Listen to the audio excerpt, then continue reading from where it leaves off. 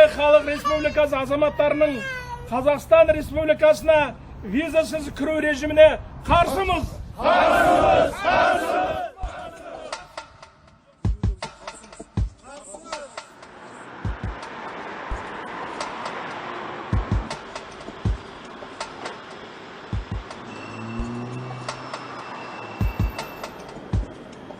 Біз қазір өзіміз мынандай бір аспалы көпірдің үстінде тұрған жағдайда Қытай азаматтарын өзіңіз ойлаңыз, оларда миллиардтан астам адам турист болып келгеннің өзінде біздің мемлекеттегі азаматтардың санынан 3 есе асып кетуі мүмкін. Сондықтан бұл шешімге мен өзімнің көзқарасым бір бетке, мен бұған түбегейлі әу бастан қарсымын.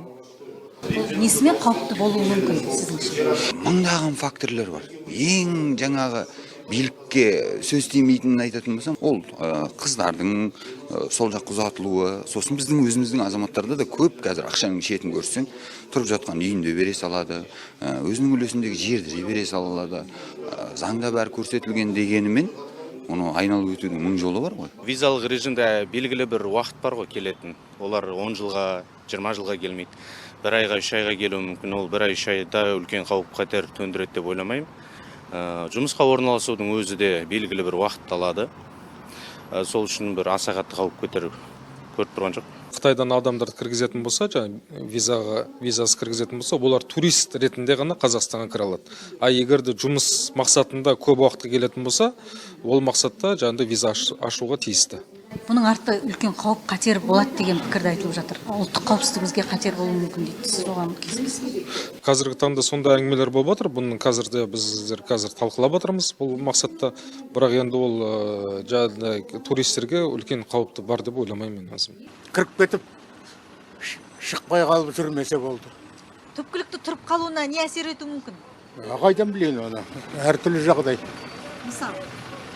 Мысалы енді көбіне қазақтың қыздарына үйленіп, граждан салып қалып қойып жатыр деп естеймін, өз басым көрген жоқпын. Ол қауіпті ма? Әрине қауіпті. Қытай өскен халық. Біз енді санымыз көбейіп жатыр. Аса бір үлкен қауіп төнеді деп оны ойламаймын. Жаңағы осы уақытқа дейін 15 күн болды дедім ғой. Енді 15 күн қосқаннан бұл жерде бізде енді өте маңызды дүние келген азаматтардың уақытылы шығуын, уақытылы кетуін қадағалауды күшейтуіміз керек. Расымен де бұндай алпауыт мемлекеттер, әсіресе саны бізден ондаған жүздеген есе көп болып лықсып сыймай отырған мемлекеттердің сақтықпен қарауымыз керек. Қарсылығым ешқандай жоқ. Ондай көрші елдермен сондай болсын нәрсе болып тұр. Өйткені біз оларға барамыз ғой. Визасыз, иә? Олар келіп тұр, ештеңе естіген жоқпын. Қытайлар келіп, мұнан ұрды ма, біреуді ешқандай естіген жоқ. Қарым-қатынастарда біз ғана принциптерді қарап отырмыз керекпіз. Енді бәрінде біз айта алмаймыз ғой, одан арт жағында бірдемесі тұр, жаман ойлары тұр. Біз Қазақстанға жаман нәрсе келтіреміз деп үйтіп айтуға болмайды. Біз өйткені онда өзіміздің де адам құқықтар принциптерін бұзып отырамыз. Визасыз кіргізіп, олар осында тұрып қалса, ол өте қауіпті. Мен солай ойлаймын. Негізі олардың жерлері тар, біздің жеріміз көп, біздің қорғай аламыз даже, күшіміз жетпейді олар қаптап кетсе.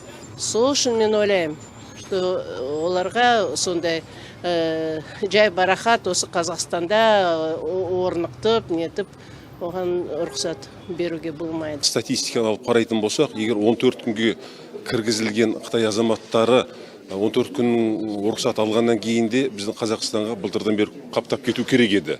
Бірақ кешегі менің мәліметім бойынша 67 ғана Қытай азаматы Жамбыл облысында жүр екен. Егер орта есеппен бір облыста осындай 60-70 адам жүрген болатын болса, біздің 20 регионда бар жоғы, сонда өзіңіз ойлап көріңізші, бір 1000 ғана Қытай ұлтының азаматы жүруі мүмкін. Халықаралық істер, қорғаныс және қауіпсіздік комитетінің мүшесі ретінде, депутат ретінде жеке азаматтық позициям бұл мәселеден шілдехатты үркудің, шошудың қажеттілігі жоқ. Қонақтың өзі әртүрлі болып келеді ғой, қандай қонақ келетінін бір Құдайым білсін.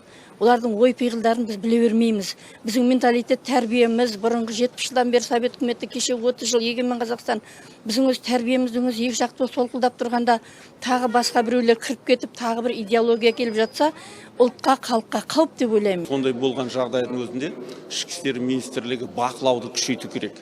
Оны кәдімгі халықаралық келісімдерге сәйкес жасалған біздің ішкі тәртіпке байланысты тәртіпті күшейтіп қатаң қарау керек. Бір жағынан. Екінші жағынан, енді осы мына қауіп дегенде ешкіммен араласпай қоюға болмайды. Бізде көптеген мемлекеттермен осындай визасыз келісім шарттар бар, барлық елдермен. Бірақ барлық елден ағылып келіп жатқан жоқ. Ал енді Қытайдың жағдайы басқа.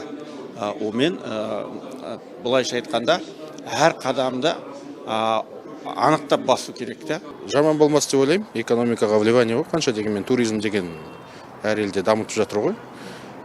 Экономикаға қанша дегенмен ақша құйылады деп ойлаймын. 10-15 жылдан кейін Қытай дүние жүзіндегі бірінші экономика болады. Сонда не істейміз?